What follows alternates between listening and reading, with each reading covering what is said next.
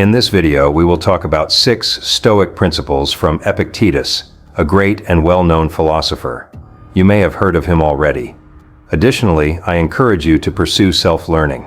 Knowledge is power, and power does not come from the noise of thunder but from the silence of the light that illuminates the way. So, for the next few minutes, focus on the content, not on daily distractions. Let's go. Principle 1. Always remember that death awaits at the end of the road. This is not advice that invites us to pessimism, but to recognize that death is the final destination of all our actions and efforts. Once we keep this in mind, perhaps we will begin to evaluate how worthwhile it is to spend 20 years saving our limited lives to pay for a house that we won't be able to take with us wherever we go once death visits us. Just as we carry with us those things we consider indispensable in our daily lives, like phones, credit cards, and toothbrushes, it would be helpful to carry a small notebook containing these guiding principles. Thanks to them, we won't see setbacks as ordeals, nor life as an indefinite time at our disposal, but we will gain a more realistic vision of our existence and certainly make better use of our time. Principle 2. True wealth lies in a contented soul. Due to Stoicism, Epictetus had his own concept of happiness, which we can learn from one of his famous phrases. The wise man is he who does not worry about what he does not have, but rejoices in what he does have. This thinking is more than just an idea. It's advice to learn to stop being affected by those riches that have not yet become part of our lives. While we allow ourselves to complain and grieve about what we lack, we lose precious minutes of happiness, which we can spend thanking for everything we have achieved so far, which is much more than our trained eyes can appreciate. Thus, the rich person is, above all, a happy person. Principle 3. Integrate humility into your life.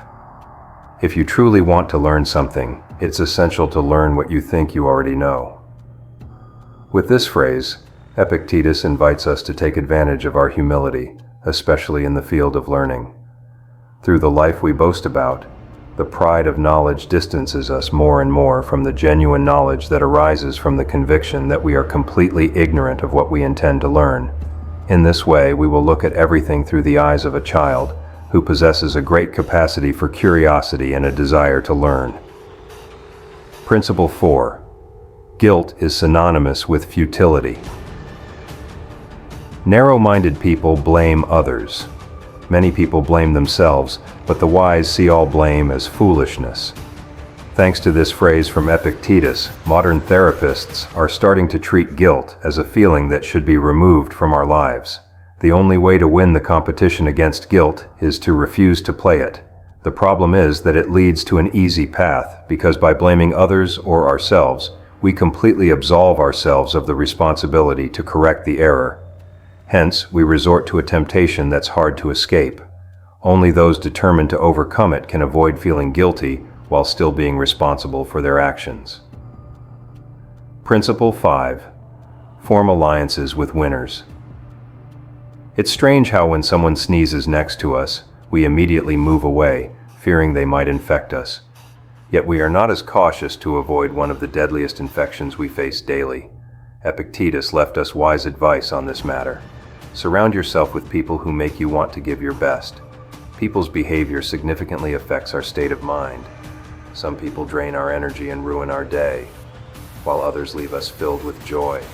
Therefore, one of the smartest decisions we can make is to form alliances with those who bring positive emotions into our lives, while saying goodbye to those who have the power to make us regret our birth.